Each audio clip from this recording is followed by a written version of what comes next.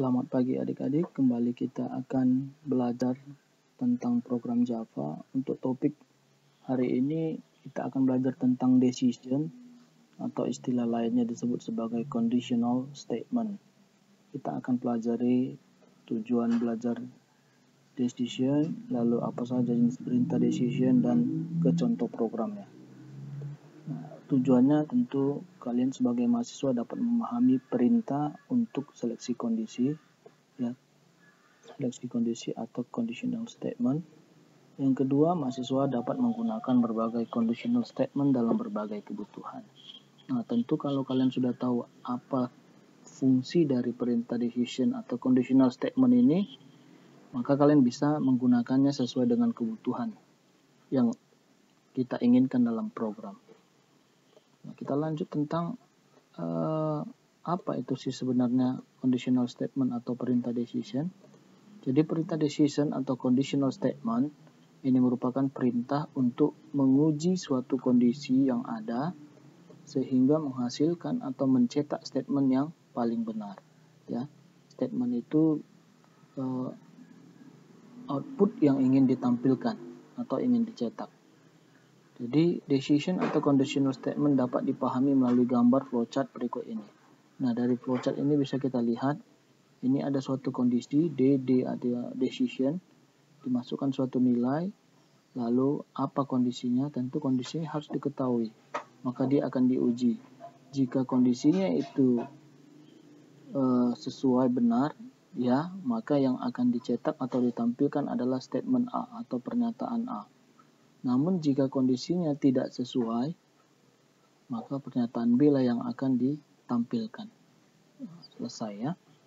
Nah, ini dia cara memahami decision atau conditional statement. Selanjutnya kita masuk ke bagian B, jenis perintah decision atau conditional statement yang dapat kita gunakan di dalam program Java. Yang pertama adalah perintah if-else. If-else itu merupakan salah satu perintah conditional statement yang akan menampilkan blok statement A jika kondisi bernilai benar dan akan menampilkan blok statement B bila kondisi sebaliknya atau bernilai salah. Ya. Nah, bentuk umumnya bisa kita lihat ini perintah Java-nya if, apa variabelnya, tentu nanti ada variabel yang mau diuji, lalu apa operator yang kita gunakan, lalu kondisi satu kondisi benarnya, jawaban benarnya, selainnya kondisi salah, jawaban salahnya. Oke. Nah, kita masuk ke contohnya. Misalnya diketahui suatu kondisi sebagai berikut. Nilai. Nah, berarti variabelnya adalah nilai. Jika nilainya lebih besar dari 75, maka ditampilkan keterangan lulus dan melanjut. Namun, jika dia tidak memenuhi kondisi yang pertama atau lebih kecil dari 75, ini gagal dan mengulang. Ya. Itu dia masuk untuk perintahnya. Nah, di sini sudah saya buatkan kode programnya.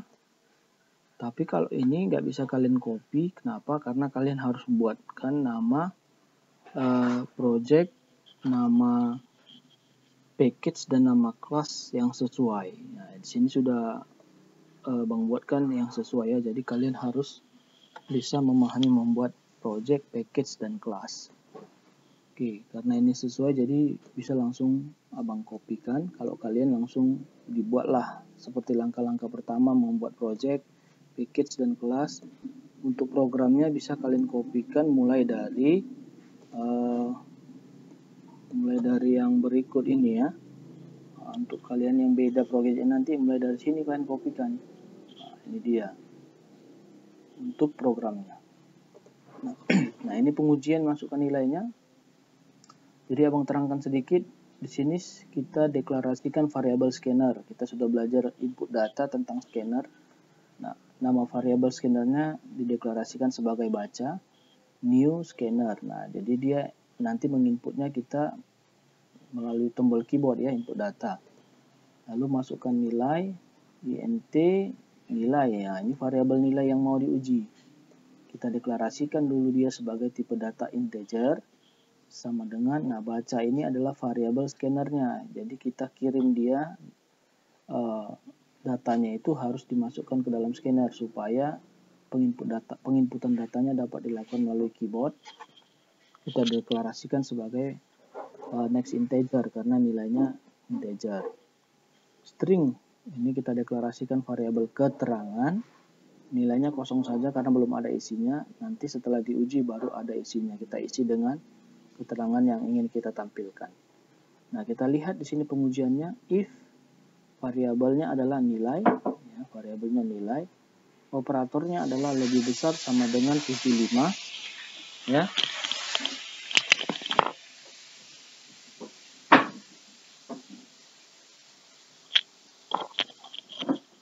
Lalu keterangannya lulus dan melanjut. Nah, ini sudah benar.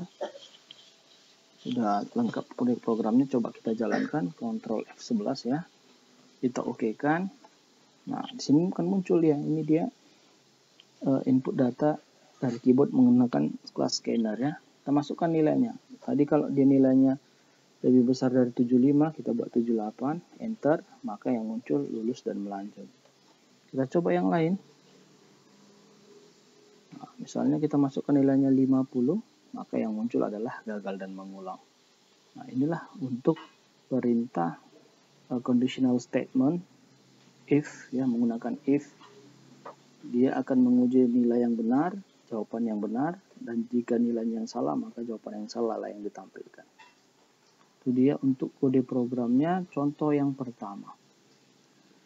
Oke, kita masuk contoh yang kedua ya. Contoh yang kedua, nanti dipahami aja, mudahnya ini hanya tinggal kalian ikuti saja bentuk umumnya, kalian ganti-ganti kasusnya, sudah bisa lah itu. Ikuti dengan contoh program yang sudah abang sediakan. Contoh kedua, diketahui pembagian umur sebagai berikut. Umur dalam tahun, di bawah 5 tahun, umurnya itu termasuk kategori balita. Di antara 5 tahun sampai 12 tahun itu anak-anak, 12 sampai 18 itu remaja, 18 sampai 40 itu dewasa, 40 sampai 60 itu parubaya, di atas 60 itu lanjut usia. Nah, bagaimana membuat program kondisi seperti ini? Nah, sudah abang buatkan juga programnya. Jadi kalian tinggal mengcopy programnya saja. Mulai dari mana? Mulai dari scanner ini dia ya. Nah, kalau nama project package-nya ingat itu kalian buat masing-masing. Kita kopikan saja, Ctrl C. Nah, lalu ini kita ganti saja, Ctrl V. Oke ya, sudah. Nah, kalau kalian lihat, inilah dia scannernya masih sama, tetap menggunakan scanner. Lalu kita cetak dia keterangan, masukkan umur. Nah, tipe data umurnya byte ya. Nah, berarti kan umur variabelnya yang akan kita uji. Lalu variabel scanner dan next byte. String untuk keterangannya. If umur di bawah 5 tahun, ini di bawah 5, tangan balita ya, buka kurung, tutup kurung, else if. Nah, selainnya di bawah 12. Nah, jadi penulisannya gini, kalau kondisinya dibuat seperti ini, ada di antara ini, jangan bingung. Nah, ganti saja dia dengan program menjadi di bawah 5, di bawah 12, di bawah 18, di bawah 40, di bawah 60, selanjutnya di atas sama dengan 60 lanjut usia. Nah, ya. Nah, mungkin akan ada kasus-kasus seperti ini, ya jangan bingung, karena kalau kita baca seperti ini, 5 umur di bawah sama dengan 5 tahun, lalu sampai dengan 12 tahun, di bawah 12 tahun juga. Langsung aja di bawah 12 tahun, karena di sini sudah ada batasan untuk di bawah 5 tahun. Kalau sudah, kita jalankan ya. Ctrl F11 kembali, kita lihat hasilnya. Iya, masukkan umur katanya. Kita lihat dulu kondisinya. Kalau umurnya katanya di bawah 5 tahun balita. Oke, kalau remaja itu berarti umurnya di antara 12 sampai 18. Kita masukkan umur 15. Benar nggak dia yang muncul itu remaja? 15 yang muncul remaja, ya kan? Karena di antara 12 sampai 18 remaja. Saya masukkan umur 43, harusnya muncul parubaya. Kita jalankan lagi. 43, enter, maka muncul parubaya. Ctrl F11 lagi, Kita masukkan umur 90, ya pokoknya di atas 60 dia lanjut usia. Ya. Kontrol F11 kita masukkan umur 18 tahun, masuk kategori apa dia? Dewasa. Ya. Nah, itu dia untuk kode program contoh yang kedua, penggunaan perintah if, ya. Perintah if. Nah, ini dia kode programnya. Kalau penjelasannya sama saja, pokoknya dia ada variabelnya, kita deklarasikan lalu ada keterangannya. Nah, setiap yang mau dicetak itu harus berada di antara buka kurung dan tutup kurung. Yang berikutnya kita masuk yang terakhir, yang ketiga ya, yaitu dengan menggunakan perintah switch. Perintah switch itu merupakan perintah conditional statement di mana terdapat beberapa pilihan di mana setiap pilihan akan mengeksekusi blok pernyataan yang berbeda. Nah, jadi ini dia untuk bentuk umum switch ya. Switch tetap variabel, case kondisi 1, statement 1 apa, lalu tutup dengan break ya. Statement. Nah, ini sudah ada bentuk umumnya.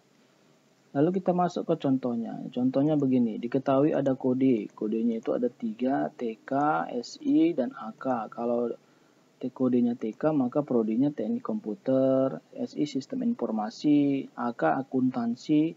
Nah, uang kuliahnya 550.000, ini 540, ini 530. Nah, ini kan suatu kondisi ya kan? Bagaimana menguji suatu kondisi kalau kodenya yang diinput menampilkan prodi dan menampilkan UK dengan menggunakan perintah switch. Nah, ini dia dengan menggunakan perintah switch, maka tinggal kita copy saja programnya ya. Oke, Ctrl C, kita ganti di antara programnya saja dia. Oke, Ctrl V. Nah, kalau untuk yang importnya ini jangan diganti ya. Ini harus kita ikut sertakan. Kenapa? Karena kita melakukan input data dengan class scanner. Maka harus kita deklarasikan dulu perintah importnya. Import perintah-perintah scanner supaya dikenal dalam program Java. Nah, untuk perintah switch-nya beginilah perintahnya. Ya. Masukkan kode program studi. Kita tampilkan nanti, lalu kodenya akan diuji. Jika dia yang kita input nanti kodenya TK, yang muncul adalah teknik komputer, uang kuliahnya 550.000. Kita ketik SI, sistem informasi, 540.000 uang kuliahnya. Kita ketik AK, akuntansi yang muncul, uang kuliahnya 530.000. Nah, ini dia untuk menampilkannya. Oke. Nah, kalau sudah kita coba jalankan Ctrl F11. Kembali kita okekan, maka akan muncul di sini masukkan kode program studi. Kita masukkan dulu yang pertama adalah TK. TK itu maksudnya teknik komputer. Maka yang muncul ketika kita enter adalah program studi teknik komputer, uang kuliah 550.000. Nah, pas sesuai berarti programnya benar. Kondisi yang ada sesuai dengan jawaban yang diminta atau statement yang diminta, programnya benar berarti ya. Kita coba lagi Ctrl F dan F11, Ctrl F11. Kita masukkan dulu AK, akuntansi ya kan. Kita enter. 530.000. Nah, sekarang pertanyaannya, kan yang diketahui kan ada 3 kondisi, ya kan, 3 kondisi, yaitu TK, SI, dan AK. Kalau kita masukkan sembarang, muncul nggak dia? Nah, yang sembarang, ya kan. Kita coba yang sembarangan, misalnya kita masukkan MN, manajemen misalnya. Apa yang muncul? Nah, nggak ada, program studi kosong, nggak ditampilkan, uang kuliah kosong. Nggak ada dimunculkan. Nah, inilah dia perbedaan perintah if dan switch. Kalau perintah if kita buat, maka kalau dia tidak ada dalam kondisi, yang ditampilkan adalah tetap yang jawaban selainnya.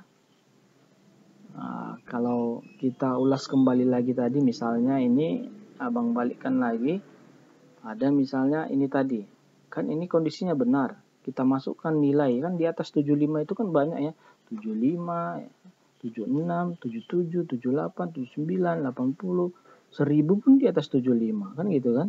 Tetap dia akan menampilkan lulus dan melanjut. Nah, di bawah 75, ya di bawah 75 kan banyak, 40, 30, 20, itu tetap di bawah 75 kan gitu dia. Tetap akan ditampilkan gagal dan mengulang.